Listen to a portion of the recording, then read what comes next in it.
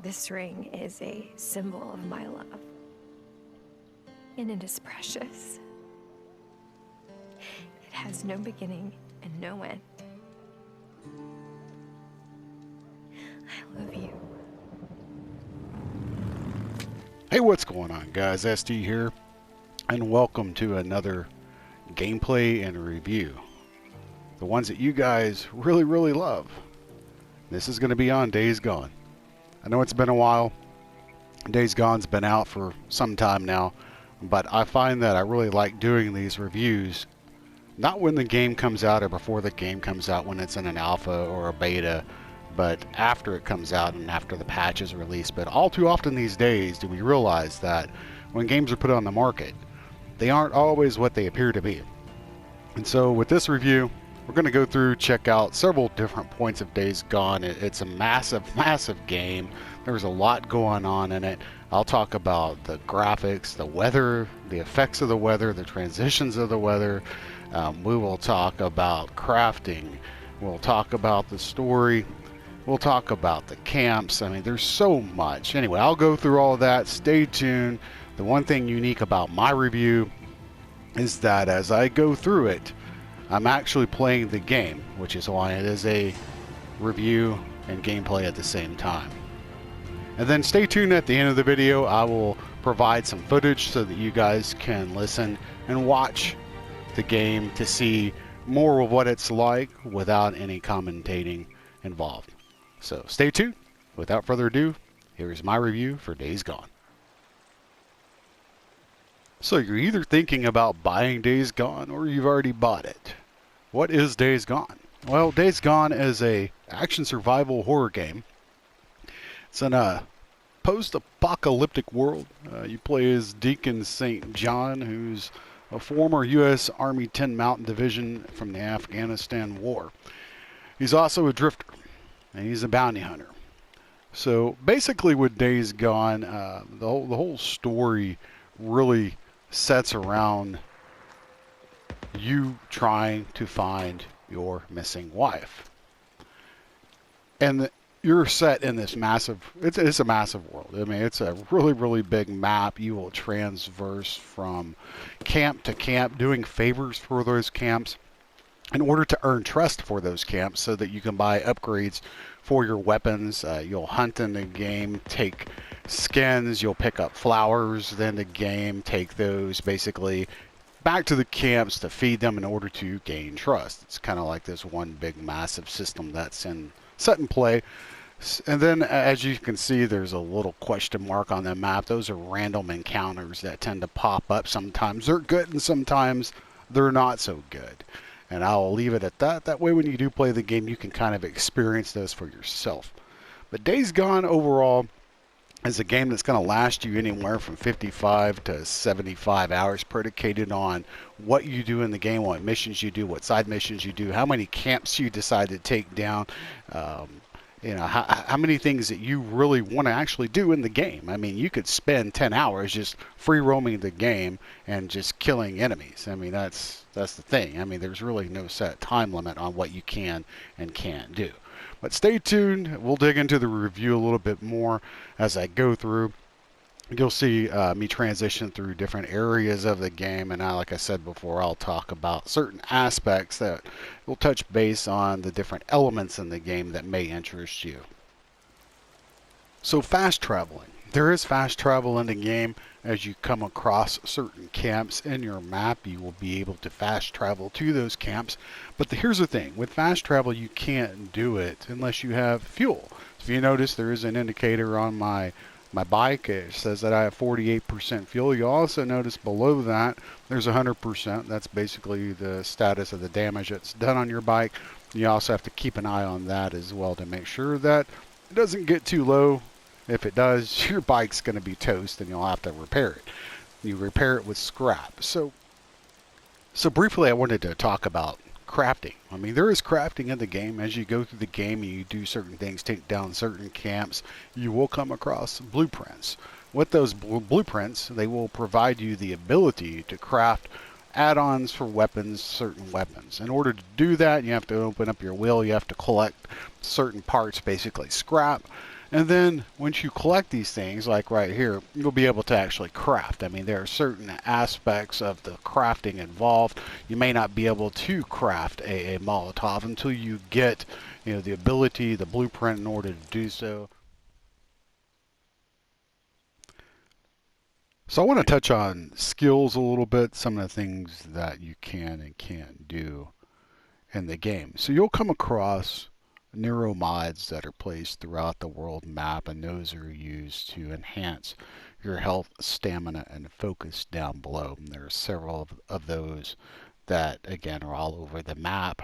Some of them are provided within the storyline, and some of them are just hidden at random, and then you'll come across, and those are what you would use in order to upgrade that aspect of your character. Now, you also have skills. You can go in and you have each one of these. It's a melee, ranged, or survival, and then they will take a certain number of points in order to be applied to them. That will allow you to upgrade that specific skill. And once you're able to do that, you'll gain that trait, and then you'll be able to use that skill. Some of these are passive, and some of them are actually utilized skills meant to be used for like combat. So in this case, like a vicious cycle, press R2 to perform a melee attack, hold L2, tap R2 to perform a ranged attack. So just to give you an idea of how the skills work in the game and the upgrades work for your character, that's pretty much it. Just something to kind of keep note of. If you're looking to do a specific type of build, you have that ability within the limited capacity of this type of skill set utilization. That old bike, well, it looked a lot like the one Boozer used to ride. Okay, so let me get this straight, Cope. You guys went up to O'Leary Mountain. You found what you thought was Boozer's bike. And then the first thing you thought of was, hey, why don't we just go back and steal it? Salvage, Deke. Salvage. But no, that was my second thought. My first was, whatever happened to old Boozer? Manny says he hasn't seen him around for some time. I don't know, Cope. Next time I see him, I'll let him know how much you miss him. St. John out. So something else that I wanted to talk about was also the graphics in the game. Deacon, you there? Graphically speaking, I think the game does a fantastic job showcasing some of the things that are going on within the game world. So as you can see here, it just got done raining, and there's still puddles of water that are left on the ground. And of course, they're slowly starting to dissipate, because as it was raining, the puddles were obviously a little bit more full. You can see right now as I'm walking the transition of as the sun's starting to come out. These puddles are definitely evaporating. So, and they're almost completely gone, but the ground is still wet. Something that you might see in the real world, how the ground is damp. And I feel like that's just a really cool thing that they've added to the game. You can still obviously hear the thunder in the background as well. As far as the graphics in general, I feel like they've done a really good job with certain aspects of the game, certain details. I mean, they put a lot of time into this, just from a graphical perspective of each individual type of grass and weed to the bare rocks and ground that are implemented. I like how there are certain types of flowers in the game that make it pop. Speaking of popping, you will notice popping in the game, especially while riding a motorcycle through the game world. You're gonna notice popping. It does definitely happen. But overall, I feel like the world was beautifully crafted to give you different elements and different backgrounds, backdrops of mountains to very dense forest areas. As you can see right here, we have a river that's running through this area. You can hear the water, crashing against the rocks. Now, The water physics could be a little bit better in that regard as they're crashing. It seems a little generic, but still it looks very, very, very pretty with how they did it. I mean, just overall some really beautiful scenery of the game.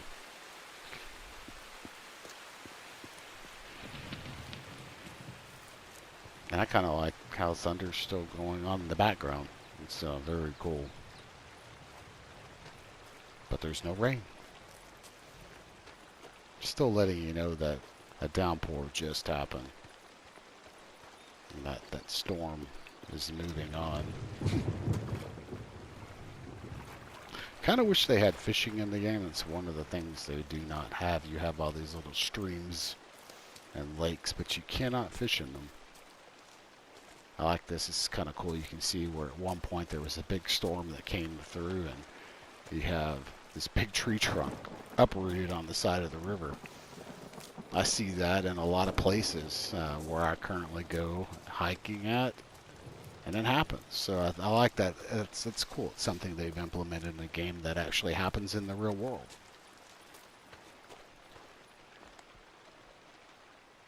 But how the weather transitions, and of course it's not just the audio, it's the game physics. And so one of the aspects of some of the games out there, they don't have a weather transition effect to where the weather might start out slow when it pertains to rain and then gradually increase. So it's more true to how actual weather acts. So what you'll find in this game is it does that. And as you can see, as the rain, it kind of started out gradually slow and then it's increased and the thunder's kicking in. And I can obviously hear it more. I was going to say there really isn't puddling. I mean, as far as the raindrops hitting the ground, I mean, you can see them. You can see water on the ground and the reflections of the sky in the water, which is kind of cool. But it doesn't have like real-time puddling that I can tell. But like right here, it sounds like the rain's kind of letting up a little bit.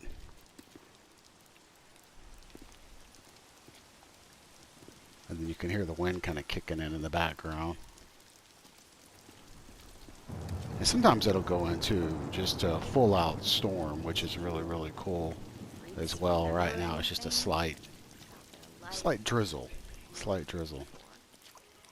I heard about this cult over in Iron Butte. See, like right here, the rain has transitioned from sprinkling to hardly any rain coming down at all, but you can still hear the thunder in the background, and it sounds like it could be starting to come down again. So anyway, that's just another cool aspect when it comes to the game physics. Yeah, look at this. See, now it's coming down again. And actually, it looks like it's almost transitioning into just an all-out damn storm. So just another really cool feature of this game, I feel like is important that hasn't necessarily been discussed. Now see how the wind is definitely kicking up now. The bushes are moving. Now you have lightning and thunder going on. So very, very cool. Hopefully you guys can see that aspect as well and appreciate that part of the game.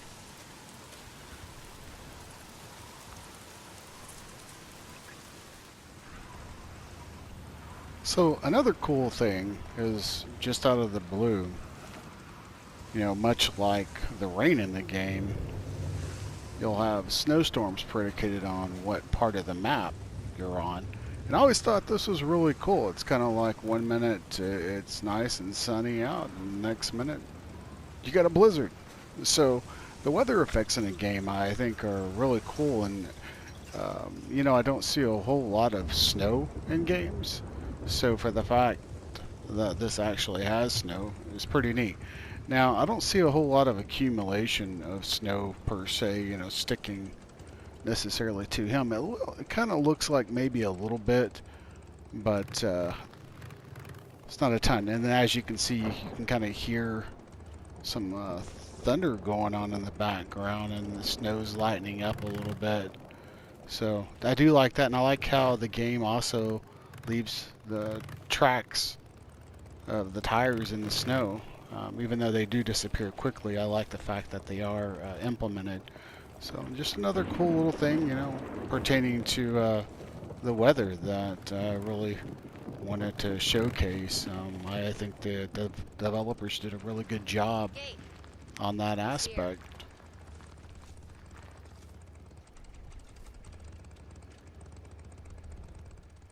So one of the things I wanted to point out here is just the texture pop-in. This is something you're going to notice on the game. So as you can tell as we're driving, and if you look in front of us on the road, there are patches of grass in the middle of the road that tend to pop in as we're cruising along. And this happens sporadically throughout the game, so it's something that if you're not aware of, you will encounter. You'll see pop in with shrubs, bushes, She trees, died that night. little things here There and was there. nothing you or anyone So- could have done about it. That's just something to be cognizant have of been as there. you're playing the game. what good It's would just that have pop done? in, texture Just pop drop in it, is it's very done. evident. You know, throughout the game world, you'll come across a lot of scattered vehicles, many of which that you can actually go inside of and loot. Some of them, obviously you can't, will be full of either boxes and or you'll have a nest that you'll have to burn out. But I like that aspect that it's not like the roads are totally vacant. They're still there. Like there's cars that are just thrown about, and then of course, you know, weapons. They're there. Crafting materials are there. They're kind of thrown around. It's kind of neat. This vehicle was put here, and when they designed it, they just didn't throw a vehicle here, you know, that didn't have bashed-in windows. You could obviously tell it's been looted. Tires are flat. So basically, it's not a vehicle that's in perfect condition that someone just pulled off of a car parking, a parking lot, a dealer parking lot, and stuck it on the side of the road. See right here, you can tell once again. I mean, this tree trunk is hollowed out, so it's not solid. It's rotten. It's been here for a while. It's obvious it came from this tree here. It fell in the middle of the road. There's debris everywhere. Again, just the level of detail that was implemented in the game just astounds me sometimes. If you really take time and just kind of go through the game and appreciate what all the developers implemented, it's pretty fascinating, to be quite honest. You know, you do have these. I've actually used those a whole lot. I mean, I understand they're there for hiding, but most of the time I just run in the game. Most of the houses you can go inside of, they are accessible, as you can tell, and you can come inside this one, and it's not like it's all prettified either. I mean, it's pretty torn apart. You can come inside and look for stuff to loot. I do like how they have a nice little flat screen TV that doesn't seem to be busted up in any way.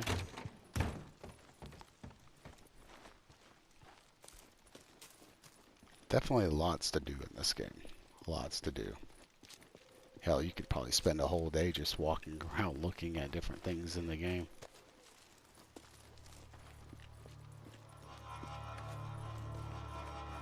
Oh, squatters. God damn it. They were waiting for me.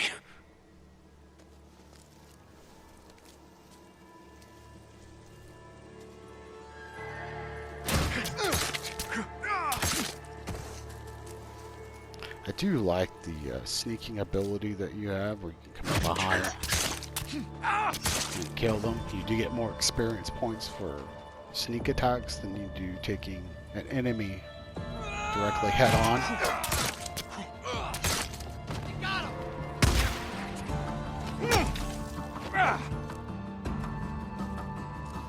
As you can tell, I got like 50 experience there.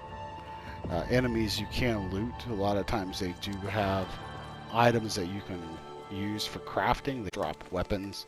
You can pick those weapons up. Most of the time those weapons are a lower tier weapon. As you get to a certain part in the game, I don't use those unless for some reason I need to. I'm out of ammo for whatever reason. Then of course I'll pick those up. Again, a lot of crafting material. And as you can tell, the weather is transitioning once again. You can see there's a light snowfall. Now, one of the things that I haven't seen is snow actually accumulating or collecting on the ground. but you can tell it's starting to come down. Either way, though, it's still a nice little touch to the game. I appreciate the fact that we actually have snow. It's amazing how many games don't implement snow. And as you can tell, the snow is transitioning. It's coming from a boom, kind of a, I wouldn't say a heavy downpour of snow, but a moderate amount to nothing at all. And it transitions to that. And that's one of the cool things I just don't think we see a whole lot in games is weather transitions. I haven't found one yet to show, but there are little collectible items that are in the game. Again, it's once advisable to go through a lot of these places and check them out. You will find little things, and it'll be shown in your inventory collectible menu. Should be listed probably under your trophies, and then of course it'll be in your collectibles. And see, a lot of this stuff you'll find, you can find radios, and it has it broken up, character collectibles, Nero collectibles, and of course I have some undiscovered stuff that I haven't even found yet. Radio-free organs, these are radios that you'll come across in the world as well. So just a lot of cool little collectible things that the developers put into the game.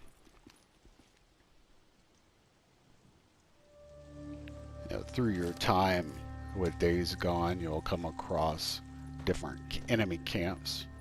You get experience points for taking these out. You also get build trust with the camp that maybe they're associated with. In this case, this is an ambush camp. It's probably going to help out Big Mike here. So when you go through, definitely make sure to take these out. I usually go through with a lot of these. It's kind of the same aspect as a Far Cry game, where you mark your enemies, go in, and then try to stealth them as much as possible. So as you can tell, you can zoom in and mark these guys. There's one right there, and this makes it a lot easier to detect as we're going through the camp to try to kill them. So it tells you there are 15 of them, and it is optional. You don't have to do these, but I highly recommend doing them. And you'll have guys just sitting on the side of an outhouse, just waiting. They hide behind the buildings. I know. I'll take a few out here. No, you did, and you saw something. But I definitely recommend using a crossbow or something of that nature to try to take these guys out. Obviously, that didn't work too well. Finally. Somebody killed Kenny. Yeah, keep on running around.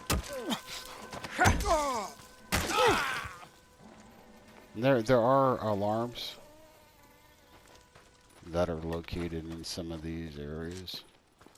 So I try to basically go about business very quietly. As you can tell, there's a sniper up there as well. So anyway, very, very cool stuff of going through the camps. Like I said, I recommend doing these. They provide additional fun content if you're into that sort of thing. And they obviously help you out. One of the things I wanted to point out is while trying to invade enemy camps, definitely need to pay attention to traps. These guys do set traps. As you can see here, there is a bear trap on the ground.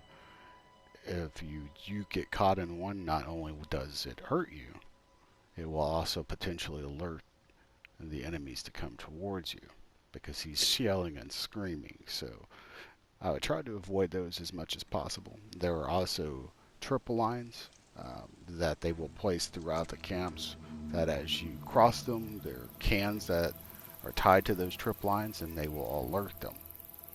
So just something to be aware of as you're playing the game. But I find that really cool that they've implemented those little things within the game. I mean, the first time I came across a triple line, I was like, what the hell?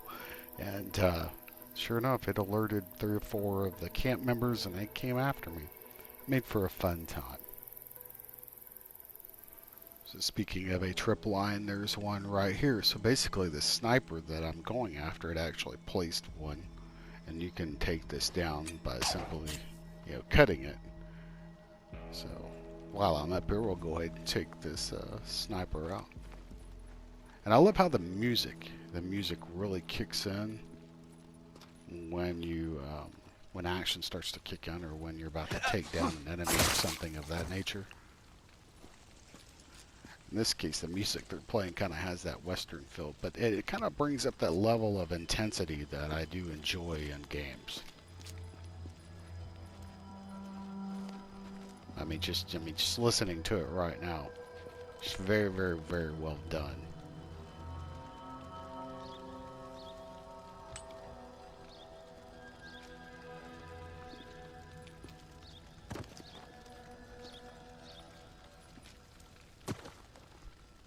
I like the fact that, as he jumps off the rocks onto the ground, it's a good sound, a good transitional sound that sounds like there's obviously some weight behind it.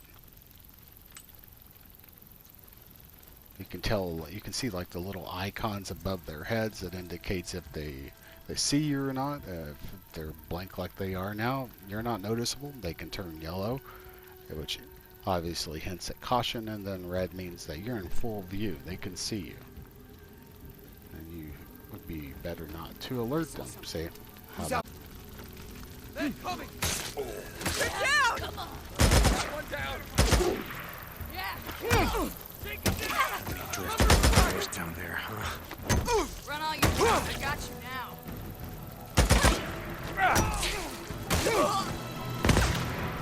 Shit, gotta move! so he didn't see me. I'm ready to get out of here and go back the other way. So you can tell like how my health is low. Crouch behind these trees. If you do that, they generally don't see you. Go ahead and hill up. You can hit left on the D-pad and they'll heal you. See, right now they're searching, so they're looking for me. You can tell by the orange or yellow that's above their head on the icon. So some cool little tidbits to the game. I like tidbits. Come out and show yourself. We won't kill you. We promise. So another thing worth pointing out is after you do take down these camps, a lot of them, or most of them, will have some type of bunker. In this case, this is the bunker location. I would highly suggest, again, doing these because a lot of times these bunkers do have like blueprints for crafting certain items that you can pick up. So you go down into the bunker. It also acts as a save point or a travel point. So once you open this bunker up, basically like right here, you have your locker that you can access your weapons. But should be like right here. Let's see what it has. Handy. A map. So in this case, All it's a marked map. up. Yeah, and that. And then, like I said, you get experience points for that that completion. Then in this case, it also helps out the camp for iron bikes, which again helps that trust level, which is also important. Craft recipe. So again, it's a recipe that you get an incendiary bolt, and that's something I find that will be extremely useful in this type of game. Zombies don't like fire, so Nice. Guess again, they won't be needing it. Not anymore. yeah, definitely make sure to do the camps. Not only do they add a level of fun, they do provide resources that are usable. Through the time that I spent playing it, I did enjoy it. So I would say if you enjoy games that